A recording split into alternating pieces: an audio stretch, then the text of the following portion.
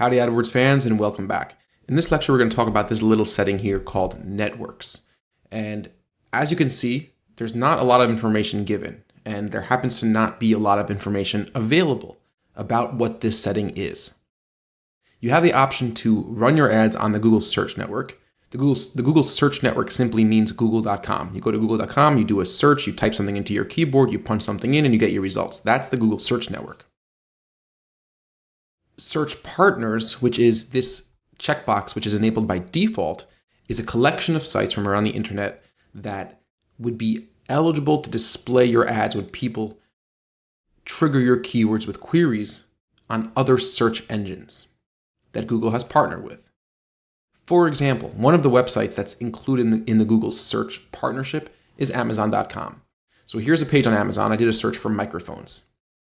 And you see these sponsored results on the right. These are Amazon ads, but if you scroll all the way to the bottom, you see a bunch of text ads right over here.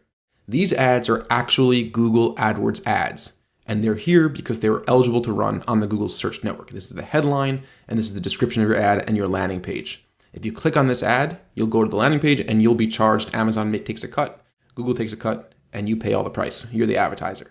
So that's an aspect of the Google Search Network. But the real question is, should you be advertising on the Google Search Network, or should you be unchecking this box? So let me pull up a couple slides here to give you a little bit more context and a little bit more detail into what this option is. So Google Search Partners, how do you decide? Let's just take a quick overview of the Google Search Partner Network. Like we spoke about on Amazon, it includes websites like YouTube, CNN, Ask Google Maps, About.com, and many more.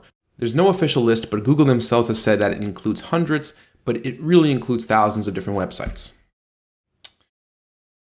The Google Search Partner Network can also be accessed via Google search bars in other browsers. That means if you're using, let's say, Internet Explorer or Mozilla or Safari, and you might have a Google search extension, and you do a search from there, and if you have the Search Partners Network section checked, your ads will be eligible to show for those results.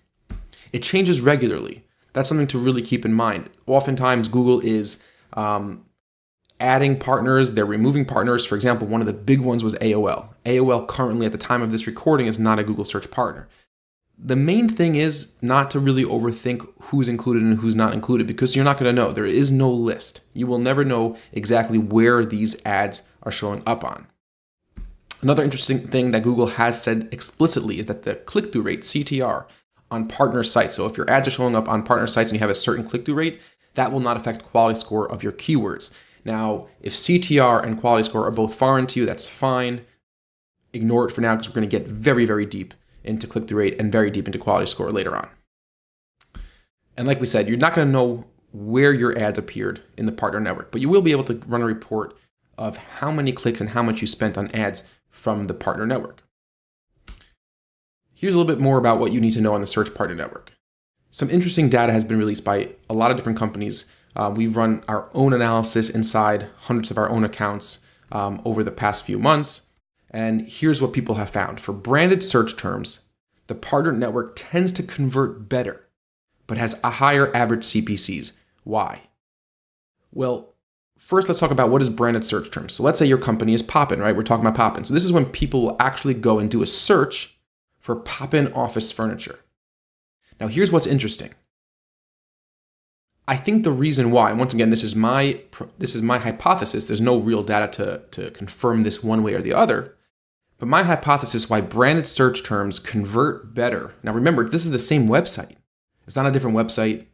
It's just a different place these ads are being clicked on. So why would it convert better? Why would it lead to more sales when it came from a search partner than when it came from google.com? And I think the answer is pretty simple when you think about it. A lot of these search partners are e-commerce engines. For example, eBay, Amazon. These are Google search partners. When people do a search on Amazon or eBay, they have a higher level of commercial intent. They're more likely to be in a buying mode because they're on an e-commerce website to begin with than if they're on google.com. Now, that's not to say in any way, shape, or form that searches on google.com don't have commercial intent. That's not what I'm saying.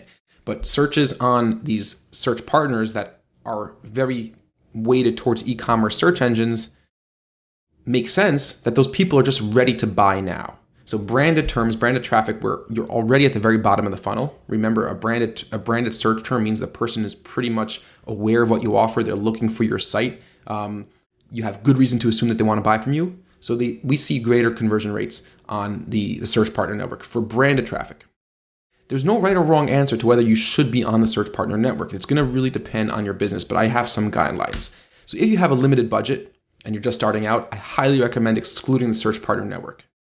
First of all, you can always add it later. Second of all, for non-branded search traffic, we've typically seen that Google.com will give you better traffic. It'll give you more engaged traffic. People coming from Google have a very, very high level of trust. People trust Google's search results tremendously.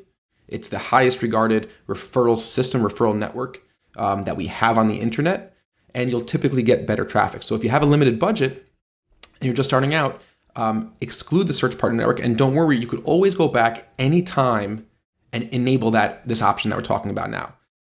And lastly, definitely add the Search Partner Network before expanding budget into display campaigns. A lot of my students in the past, a lot of our clients are usually saying, hey, we're spending a little bit on search. Let's go on display. Let's spend on display. And that's really not the right approach. You don't necessarily want to go straight to display. Like we said, we kind of touched on this a little bit. The display network could bring you in a huge amount of really, really, really crappy traffic. The Search Partner Network is not like the display network. It is much more like Google than it is like the display network. So that's where you want to be first. If you have more money to spend, go make sure that you're advertising on search partners. All right, let's just jump back into the AdWords UI. So after all is said and done, I hope you enjoy those slides. There'll be many more slides to come. We're going to exclude that checkmark box, and we're going to go down to devices. In the very next lecture, I'm going to give you a little bit of an overview about devices, some interesting things that we found. And although you don't configure your device bidding right now, we're going to talk a little bit about it from a broader perspective. So I look forward to seeing you guys all soon in the very next lecture.